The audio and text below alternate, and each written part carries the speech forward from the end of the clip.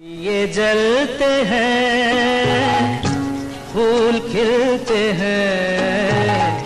एक तो भीख चाहिए, वो भी धमकी से। धमकी नहीं, चेतावनी। हम हड़ताल करेंगे। बिजनेस में जोश और गुस्से से काम नहीं चलता।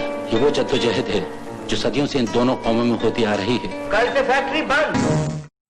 60s एंड 70s के जाने माने निर्माता निर्देशक ऋषिकेश मुखर्जी के एक फिल्म नमक हराम को लेके बातचीत करेंगे।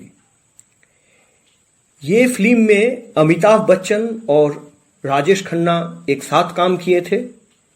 1974 में रिलीज हुई ये फिल्म नमक हराम एक बहुत ही सीरियस कंटेंट के ऊपर निर्मित हुई थी और दर्शकों ने इसे खूब पसंद की थी। बहुत सराहना मिली थी इस फिल्म को। नमक हराम जिस समय बनी थी उन दिनों राजेश खन्ना सुपरस्टार थे और अमिताभ बच्चन एक राइजिंग स्टार थे। आनंद के बाद नमक हराम ही आखिरी फिल्म है जिनमें अमिताभ बच्चन और राजेश खन्ना एक साथ नजर आए थे।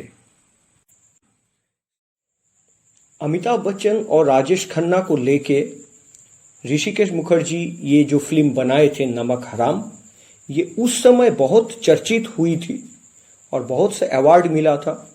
और फिल्म के जो दर्शक ये इस फिल्म के जो सब्जेक्ट है, जो कंटेंट है, उसको बहुत सराहना किए थे और आलोचकों का भी बहुत प्रशंसा इस फिल्म को मिली थी। गाना भी बहुत बढ़िया था। इस नमक हराम फिल्म के बारे में दो चार बात आज हम लोग करेंगे। दोस्तों, आजादी के बाद जो भारत में जो छोटे छोटे प्राइवेट फैक्ट्रीज बने थे उसमें मजदूर और मालिकों के बीच में जो तनाव, जो द्वंद्व, जो कॉन्ट्रडिक्शन हमेशा रहता था, उसी के आधार पे ये फिल्म को बनाया गया। सब्जेक्ट मालिक और मजदूर के बीच में जो कॉन्ट्रडिक्शन है उसको लेके था। उसके अंदर दो दोस्तों, जो भिन्न वर्ग से आया हुआ, जो दो दोस्तों का आपसी दोस्ती, उनका गलतफहमियां, फिर मिलन होना, ये ऐसे यही सब को लेके ये फिल्म को बनाया गया है। ये फिल्म जिस समय बनी थी, ये फिल्म 1950 से लेके 1970 में भारत में जो एक के बाद एक आंदोलन हुआ था, जो मजदूर आंदोलन, खाद्य आंदोलन, किसानों का आंदोलन, फिर ट्रेड यूनियंस का आंदोलन, ये इतने मूवमेंट्स, इतने आंदोलन का जो प्रभाव है, ये उस समय भारतीय संस्कृति जगत को भी छू के गया था। और साहित्य, संस्कृति, आर्ट, ये सब तो वही दर्शाता है जो हमारे समाज में घटता है। तो उन समय एक के बाद एक मजदूर आंदोलन के से बहुत प्रभावित था फिल्म इंडस्ट्री और एक लेफ्टिस्ट विचारधारा के कुछ बड़े बड़े नाम उस समय फिल्म इंडस्ट्री से जुड़े हुए थे। Indian people's and theatre academy IPTA की स्थापना की गई थी। पृथ्वीराज कपूर, बलराज साहनी, सलील चौधरी, उत्पल दत्त, ऋषिकेश मुखर्जी, मन्ना डे, सलील चौधरी जैसे जाने माने कलाकार Indian people's and theatre academy को समृद्ध किए थे।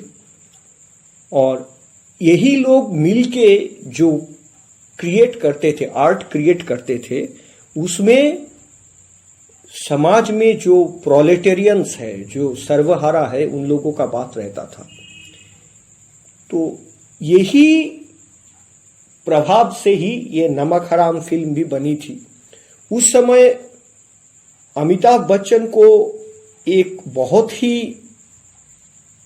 एक बढ़िया हिट की बहुत जरूरत थी और उतना ही राजेश खन्ना को भी थी।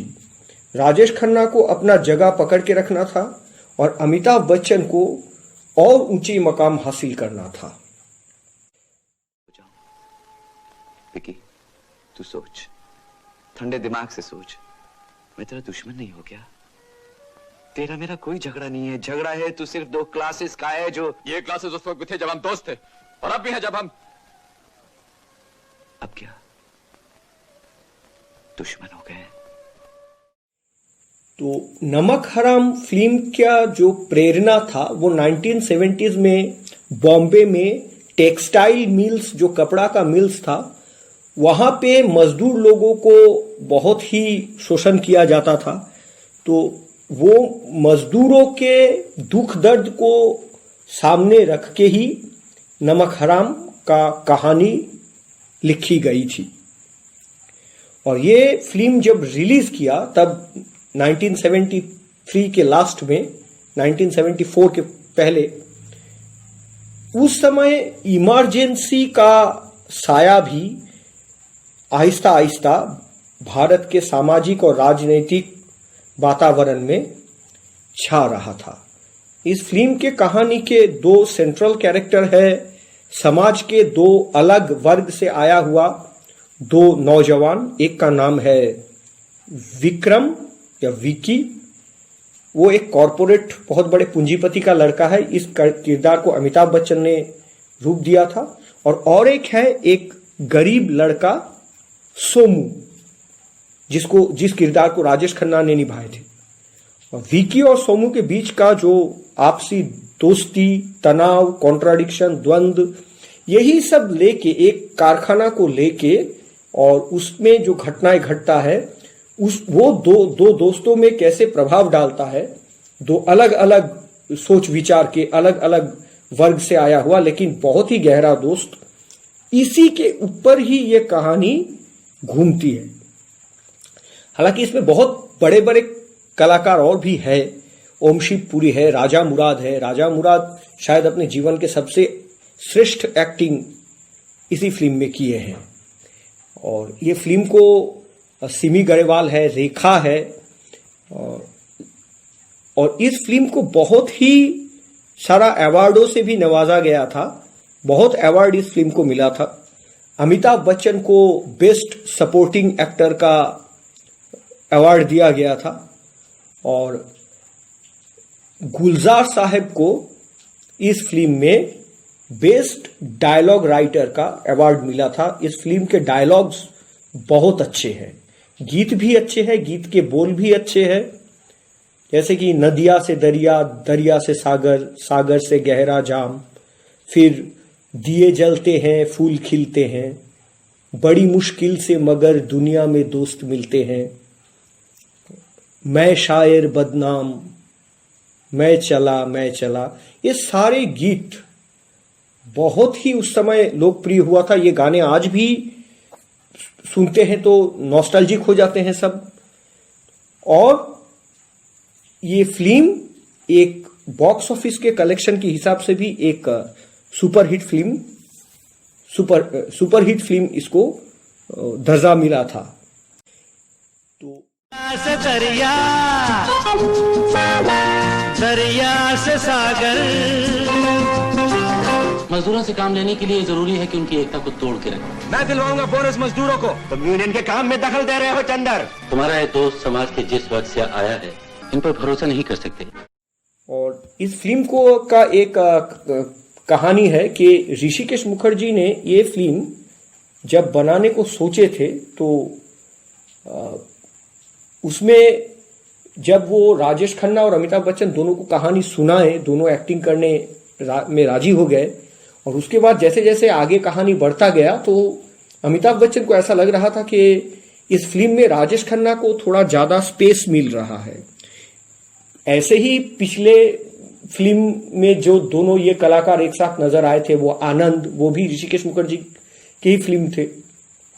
उसमें ऑथर बैकिंग रोल जो है आनंद का, जो सेंट्रल कैरेक्टर है, वो राजेश खन्ना को मिली थी और अमिताभ बच्चन सपोर्टिंग में थे। तो हालांकि अमिताभ बच्चन भी बहुत बढ़िया एक्टिंग किए थे, लेकिन सारा जो थोड़ा क्रेडिट है वो थोड़ा राजेश खन्ना को ज्यादा मिल गया था। तो जब नमक हराम बनने लगा तो उस समय अमिताभ बच्चन आनंद के अमिताभ बच्चन नहीं थे, वो भी कुछ हिट्स फिल्म उनके भी झोली में उस वक्त आ गया था। तो ऋषिकेश मुखर्जी को वो बार बार बोल रहे थे कि फिल्म के जो सारे गाने हैं वो सारे गाने राजेश खन्ना के लिप में है, और फिल्म का अंत में जो सैक्रिफाइस है, जो मर रहा है दोनों हीरो में से एक, वो सैक्रिफाइस भी राजेश खन्ना कर रहे हैं। तो पब्लिक सिंपैथी जो है वो तो पूरा राजेश खन्ना का कैरेक्टर के ऊपर जाएगा। तो उनको क्या इस फिल्म से उनका अचीवमेंट क्या है? तो ऋषिकेश मुखर्जी अमिताभ बच्चन को बोले थे कि तुम इस फिल्म को रीड करने में गलती कर रहे हो, इस फिल्म को समझने में गलती कर रहे हो, ये फिल्म को तुम रिलीज करने दो। रिलीज होने के बाद जब ये फिल्म पर्दे पे आएगा तब तुम देखना कि पब्लिक रिएक्शन, पब्लिक रिपार्केशन इस फिल्म के ऊपर कैसा होता है। तो अमिताभ बच्चन हालांकि ऋषिकेश मुखर्जी को अपने गुरु मानते थे, तो उनके मुंह के ऊपर कुछ बोलना अमिताभ बच्चन का जो संस्कृति है, शिक्षा है, उसका भी खिलाफ था। लेकिन वो अंदर अंदर थोड़ा मायूस थे। लेकिन जब इतना ही अमिताभ बच्चन मायूस थे कि जब इस फिल्म का प्रीमियर हुआ, रिलीज होने से पहले जो सारे क्रिटिक्स को या फिल्म जगत के लोगों को लाके फिल्म को दिखाया गया, उस प्रीमियर में भी अमिताभ बच्चन एब्सेंट थे, वो अभिमान से आए नहीं थे। लेकिन जब ये फिल्म रिलीज हुई और हॉल में चलने लगा, तब आहिस्ता आहिस्ता देखा गया कि राजेश खन्ना से थोड़ा ज्यादा एप्रिसिएशन अमिताभ बच्चन के विकी का रोल को मिल रहा है। हालांकि इस फिल्म में कोई एक्शन नहीं था, माने जो सो कॉल्ड एक्शन जिसको बोलते हैं 1:1 या मारधाड़, ये सब नहीं था। लेकिन अमिताभ बच्चन का जो एंग्री यंग मैन जो इमेज उस वक्त बन रहा था, वो एंग्री यंग मैन इमेज का एक बहुत ही बढ़िया नमूना ऋषिकेश मुखर्जी के शानदार डायरेक्शन में इस फिल्म में दर्शकों को नजर आया। और दोस्तों, इस फिल्म का जो क्लाइमैक्स सीक्वेंस है, जहां पे वो कारखाना का मालिक विकी के पिताजी जो सोमू का खून करवाते हैं, उसके बाद सोमू के मर्डर का सारा इल्जाम उसका ही अजीज दोस्त जानबूझ के अपने सर पे ले लेता है। मतलब विकी अपने पिताजी को एक सजा देने के लिए अपने पिता के सारे गुनाह का बोझ अपने सर पे लेके जेल चला जाता है। ये जो घटना फिल्म में दिखाया गया, इससे दर्शक बहुत प्रभावित हुए, बहुत ही दर्शक पसंद किए इस सीक्वेंस को। और ये जगह में शायद अमिताभ बच्चन राजेश खन्ना को सुपरसीड करके निकल गए। कौन है वो माइकल लाल जो अपनी माँ का दूध हलवाना चाहता है? आजा सामने। अरे मजदूरों के हक के लिए अगर मालिक तो क्या मुझे सारी दुनिया से भी लड़ना पड़े तो लड़ पड़ूंगा। हालांकि इस फिल्म में एक्टिंग के लिए राजेश खन्ना को भी बंगाल फिल्म जर्नलिस्ट एसोसिएशन के तरफ से, BFJ के तरफ से सर्वश्रेष्ठ अभिनेता का सम्मान मिला था। राजेश खन्ना को BFJ के तरफ से बेस्ट एक्टर का अवार्ड से सम्मानित किया गया था। और मैं पहले भी बोल चुका हूं कि अमिताभ बच्चन को भी अवार्ड मिला इस फिल्म से, वो film fair award best supporting actor का। ये सब क्या हो रहा है? इसे जीतने के लिए तुम्हें रोज नए नए उपाय सोचने होंगे, ताकि उन्हें ये महसूस हो कि अगर मैं ना होता तो उन्हें बोनस न मिलता। एक एक का नाम पता कर सब मालूम होना चाहिए, जो उनके बीच रहे बगैर नामुमकिन। ये नमक हराम फिल्म में निर्देशक ऋषिकेश मुखर्जी और एक्टर अमिताभ बच्चन के बीच में एक बहुत ही दिलचस्प घटना घटी थी।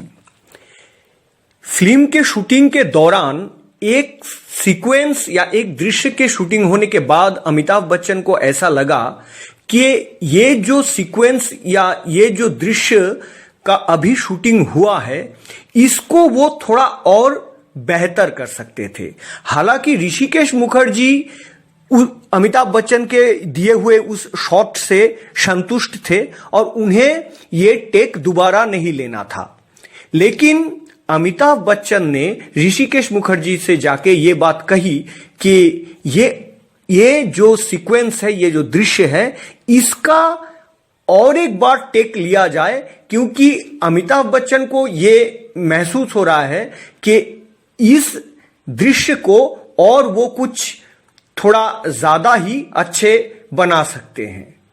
तो ऋषिकेश मुखर्जी ने अमिताभ बच्चन से यह कहा कि इस सीक्वेंस को दोबारा रीशूट करने का कोई जरूरत नहीं है, वो उनसे संतुष्ट है। लेकिन अमिताभ बच्चन ऋषिकेश मुखर्जी से बार बार ये बात बोलने लगे कि उस दृश्य को दोबारा शूटिंग किया जाए। तब ऋषिकेश मुखर्जी ने अमिताभ बच्चन को एक बात कही। उन्होंने अमिताभ बच्चन से यह कहा कि देखो, अगर तुम्हें फिल्म के बारे में समझ होता तो तुम एक्टर नहीं डायरेक्टर बनते। अगर तुम बोलते हो तो मैं इस दृश्य का रीशूट करने के लिए तैयार हूं या दोबारा से इसका शूटिंग करने के लिए तैयार हूं, मगर ये दूसरा बार टेकिंग करने के लिए जो एक्स्ट्रा फिल्म का खर्चा होगा, जो एक्स्ट्रा फिल्म्स लगेंगे, उसके सारे खर्चे तुम उठाओगे, सारे एक्सपेंसेस तुम बेयर करोगे। यह सुनने के बाद अमिताभ बच्चन ने और उस दृश्य को दोबारा शूटिंग करने के लिए ऋषिकेश मुखर्जी से नहीं कहे। क्यों बंधु, बुढ़ापे में पतंग उड़ाने का शौक हो गया? शौक भी कह सकते हो बंधु, और धंधा भी। धंधा इसलिए कि इसी की कमाई तो खाता हूँ। खाते कहो बंधु, पीते कहो। चलिए बात। ओके। और शौक? शौक इसलिए बंधु कि जब बहुत ऊपर जाती है पतंग तो ये देखकर खुशी होती है कि ऊपर वाले की डोर नीचे वाले के हाथ में। राजा मुराद जी ने अपने पूरे फिल्मी करियर में सबसे बेहतरीन अदाकारी फिल्म नमक हराम में ही किए हैं। राजा मुराद जी ने एक इंटरव्यू में ये खुलासा किए हैं कि फिल्म नमक हराम में आलम का किरदार उन्हें राजेश खन्ना जी के सिफारिश पे ही मिली थी। राजेश खन्ना जी ने उनका नाम ऋषिकेश मुखर्जी को रेकमेंड किए थे। हालांकि साथ में राजा मुराद ये भी बोले हैं कि मैंने उन्हें कभी ऐसा नहीं कहा था कि आप मेरा नाम रेकमेंड कीजिए किसी के पास, लेकिन ये राजेश खन्ना का बड़प्पन है कि वो आलम के किरदार के लिए मुझे ही सबसे काबिल एक्टर समझे और मेरा नाम ऋषिदा को जाकर रेकमेंड किए। राजेश खन्ना के साथ राजा मुराद का बॉन्डिंग भी बहुत अच्छा था। राजा मुराद ये भी बोले हैं कि नमक हराम के सेट्स पे राजेश खन्ना के साथ उनका जो समय बीता था वो उनके जीवन में एक अनमोल यादगार पल के हिसाब से हमेशा के लिए रह जाएगा। तो दोस्तों, आज के लिए इतना ही। खुश रहिए, अच्छे रहिए। Thank you.